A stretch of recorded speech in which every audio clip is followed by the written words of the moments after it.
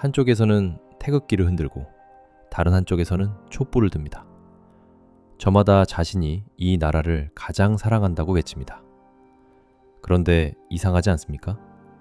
같은 나라를 사랑한다는 사람들이 서로를 향해 쏟아내는 언어는 왜 이토록 폭력적인가?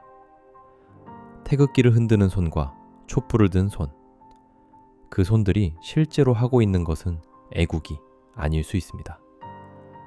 반대편을 향한 증오에 애국이라는 이름을 붙이고 있는 것일 수 있습니다. 이것은 오늘만의 문제가 아닙니다. 인간이 집단을 이루기 시작한 이후로 가장 오래되고 가장 치명적인 형태의 자기 기만입니다. 6월, 호국 보훈의 달입니다. 오늘 우리는 두 사람의 철학적 사유를 통해 이 자기 기만의 구조를 해부합니다. 1945년, 전체주의의 폭력을 목격하며 경고를 남긴 조지 오웰, 그리고 1910년, 사형대 앞에서도 적국 간수들의 눈물을 받아낸 안중근. 이 두 사람의 언어가 교차하는 지점에 당신이 찾고 있는 답이 있습니다. 애국심은 어떻게 괴물이 되는가? 1945년 2차 세계대전이 끝났습니다. 인류는 그제야 숨을 돌렸지만 조지 오웰은 다른 생각을 하고 있었습니다. 전쟁은 끝났지만 전쟁을 만들어낸 인간의 심리는 끝나지 않았다는 것을. 그해 오웰은 민족주의에 관한 메모를 발표합니다. 짧은 에세이지만 그 안에 오늘날 진영 논리의 작동 방식 전체가 담겨 있습니다. 핵심은 하나입니다. 오웰은 대부분의 사람들이 혼동하는 두 가지를 명확히 구분합니다. 애국심은 본질적으로 방어적이다. 그것은 특정한 장소와 삶의 방식에 대한 헌신이며 그것을 타인에게 강요하려는 욕망이 없다. 민족주의는 다르다. 민족주의자는 권력욕과 분리될 수 없다. 그것은 자신의 정체성을 집단에 녹여넣고 그 집단의 위신을 높이는 것을 삶의 목적으로 삼는다. 조지 오웰, 민족주의에 관한 메모. 여기서 오웰이 말하는 민족주의는 단순히 국수주의만을 가리키지 않습니다. 그는 이것을 더 넓게 정의합니다. 국가든 정당이든 이념이든 거대한 집단에 자신을 의탁하고 그 집단의 승리를 위해 판단을 포기하는 모든 심리적 습관이 민족주의입니다. 오웰은 이 습관에 세 가지 특성이 있다고 봤습니다. 첫 번째, 집착성. 민족주의자는 자신의 집단이 세계 역사의 중심이라고 믿습니다. 다른 모든 것은 그 집단과의 관계 속에서만 의미를 가집니다. 진영 논쟁에서 모든 이슈가 결국 우리 편이냐, 네 편이냐로 귀결되는 이유가 여기 있습니다. 두 번째, 불안정성. 충성의 대상은 바뀔 수 있습니다. 중요한 것은 내 집단이라는 감각 자체이기 때문입니다. 어제의 보수 지지자가 내일 정당 내 특정 인물을 배신자로 낙인 찍는 것. 어제의 진보 논객이 오늘 같은 진영 내에서 숙청당하는 것. 세 번째, 그리고 가장 치명적인 것. 사실을 거부하는 능력. 오웰의 표현을 그대로 옮기겠습니다. 민족주의자는 자신에게 불리한 사실을 외면하는 능력을 계속 훈련시킨다. 이 무감각함은 어느 정도 의도적이지만 동기가 충분히 강하면 의식적인 노력 없이도 작동한다. 이것이 핵심입니다. 내 진영이 저지른 부정과 폭력은 축소되거나 사라집니다. 상대 진영의 합리적인 주장은 음모로 둔갑합니다. 이것은 무지가 아닙니다.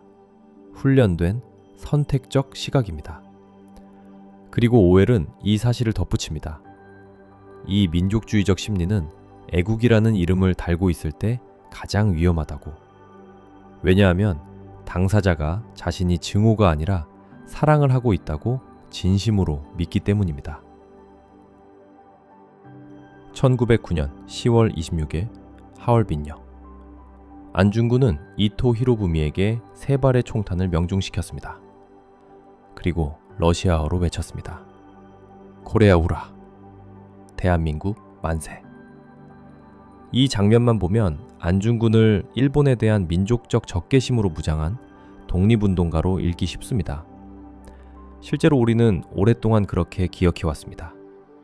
그러나 그것은 안중근에 대해 절반도 보지 못한 것입니다. 체포된 직후 안중근은 법정에서 이토 히로부미의 죄상 15가지를 조목조목 진술합니다. 이 진술의 논리 구조에 주목해야 합니다. 그는 이토를 일본인이기 때문에 죽였다고 말하지 않았습니다. 나는 대한의 군인으로서 조국의 독립과 동양의 평화를 위해 총을 든 것이다. 한 개인을 증오하여 살해한 사적인 테러가 아니다. 당시 재판에 참여했던 일본인 관리들은 이 진술에 당혹감을 감추지 못했다고 기록에 남아 있습니다. 그들이 예상했던 분노한 조선인이 아니었기 때문입니다. 안중근을 감시하던 일본인 간수 치바 도시치는 그의 인품에 감화되어 평생 그를 스승으로 여겼습니다. 안중근이 사형장으로 향하던 날 눈물을 흘리는 일본인 간수들에게 그는 이렇게 말했습니다. 동양의 평화를 위해 함께 기도해달라고.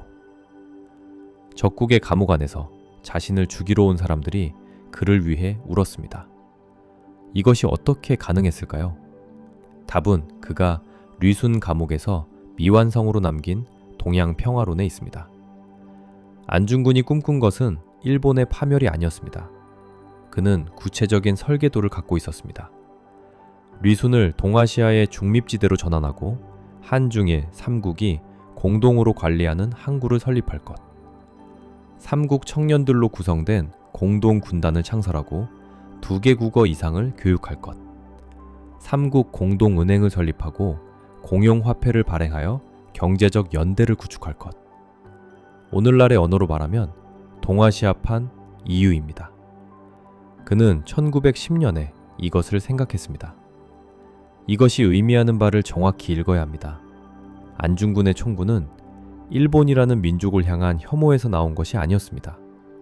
그것은 동아시아 전체의 평화를 파괴하고 있던 제국주의라는 구조적 폭력을 향한 것이었습니다.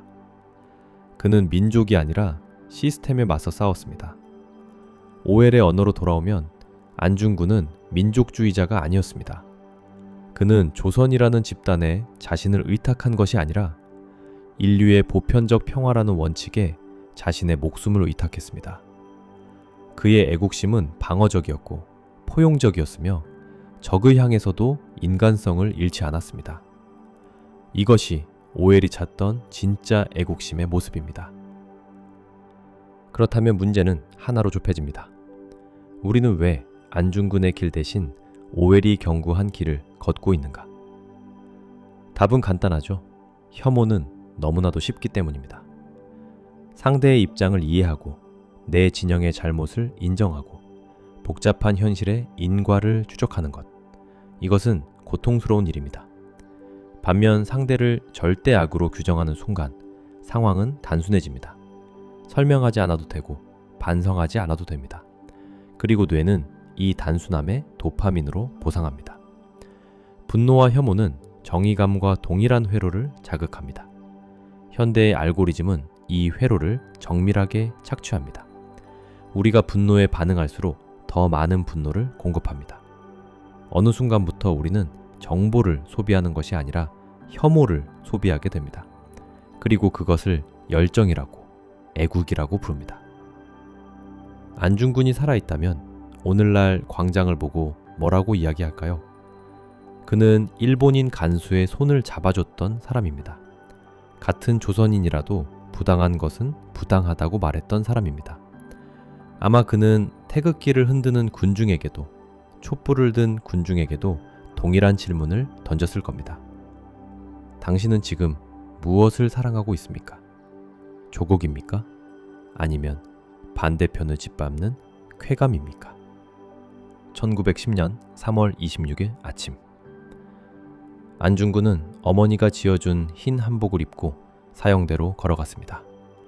기록에 따르면 그의 걸음은 흔들리지 않았습니다. 그 걸음이 가능했던 이유는 하나입니다. 그는 자신이 무엇을 위해 총을 들었는지 끝까지 알고 있었습니다. 집단의 광기가 아니라 스스로 도달한 확신이었기 때문입니다. 오웰이 말한 진짜 애국심도 그것입니다. 조용하고 방어적이며 타인에게 강요하지 않는 것. 내가 발딛고 있는 이 땅과 이웃을 사랑하되 그 사랑이 타인을 향한 무기가 되는 순간을 스스로 경계하는 것. 오늘의 진영 논리는 우리에게 끊임없이 선택을 강요합니다. 너는 어느 편이냐? 그러나 그 질문 자체가 이미 함정입니다. 진영을 선택하는 순간 우리는 생각을 멈춥니다. 생각을 멈춘 애국심은 오웰의 예언대로 괴물이 됩니다. 거부하십시오. 진영이 건네는 분노의 대본을 거부하십시오. 내 편의 잘못 앞에서 침묵하는 비겁함을 거부하십시오. 군중 속에서 슬그머니 생각을 멈추는 것을 거부하십시오. 그 거부가 고독하더라도 그것이 지금 이 시대에 애국이 할 수 있는 가장 정직한 몸짓입니다. 사유에 닫힌 그 고독한 자리에서 당신과 함께합니다. 오늘 사유는 여기까지입니다. 두 사람의 이야기 중 당신의 마음에 가장 오래 남는 한 문장이 있다면 댓글로 남겨주세요. 당신의 애국심은 지금 어디를 향하고 있습니까? 사유에 닫히었습니다.